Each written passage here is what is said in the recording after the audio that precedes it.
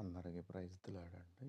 ఈరోజు బైబిల్ వచనాలు ఆదికాండము 12వ అధ్యాయము. యెహోవా, నీవు లేచి నీ దేశము నుండియు నీ బంధువుల యొద్ద నుండియు నీ తండ్రి ఇంటి నుండియు బయలుదేరి నేను నీకు చూపించు దేశమునకు వెళ్ళుము. నిన్ను గొప్ప జనముగా చేసి నిన్ను ఆశీర్వదించి నీ నామమును గొప్ప చేయుదును. నీవు ఆశీర్వాదముగా నుందువు. నిన్ను ఆశీర్వదించు వారిని ఆశీర్వదించెదను, నిన్ను దూషించు వాని శపించెదను. భూమి యొక్క సమస్త వంశములు నీ యందు ఆశీర్వదించబడునని అబ్రాముతో అనగా, యెహోవా అతనితో చెప్పిన ప్రకారము అబ్రాము వెళ్ళెను. లోతు అతనితో కూడా వెళ్ళెను. అబ్రాము హారాను నుండి బయలుదేరినప్పుడు 75 ఏండ్ల ఈడు గలవాడు.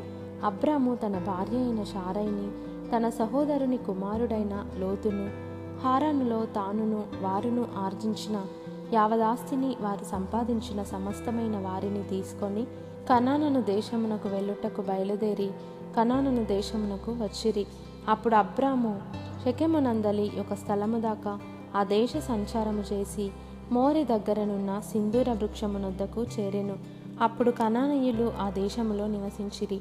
యెహోవా అబ్రామునకు ప్రత్యక్షమై, నీ సంతానమునకు ఈ దేశమిచ్చెదనని చెప్పగా, అతడు తనకు ప్రత్యక్షమైన యెహోవాకు ఒక బలిపీఠమును కట్టెను.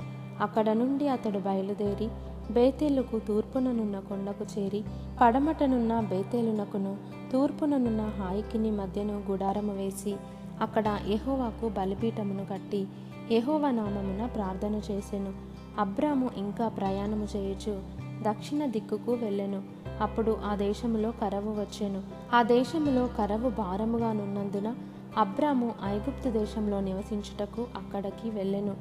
అతడు ఐగుప్తులో ప్రవేశించుటకు సమీపించినప్పుడు అతడు తన భార్య అయిన శారైతో, ఇదిగో, నీవు చక్కని దానివని ఎరుగుదును.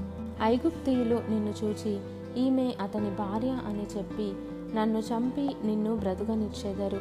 నీ వలన నాకు మేలు కలుగునట్లును నిన్ను బట్టి నేను బ్రతుకున్నట్లును నీవు నా సహోదరివని దయచేసి చెప్పుమనెను. అబ్రాము ఐగుప్తులో చేరినప్పుడు ఐగుప్తీయులు ఆ స్త్రీ మిక్కిలి సౌందర్యవతి అయి ఉండుట చూచిరి. ఫరో యొక్క అధిపతులు ఆమెను చూచి ఫరో ఎదుట ఆమెను పొగడిరి గనుక ఆ స్త్రీ ఫరో ఇంటికి తేబడెను. అతడు ఆమెను బట్టి అబ్రామునకు మేలు చేసెను. అందువలన అతనికి గొర్రెలు, గొడ్లు, మగగాడిదలు, దాసులు, పనికత్తెలు, ఆడుగాడిదలు, ఒంటెలు ఇయ్యబడెను. అయితే యెహోవా అబ్రాము భార్య అయిన శారైని బట్టి ఫరోను అతని ఇంటివారిని మహా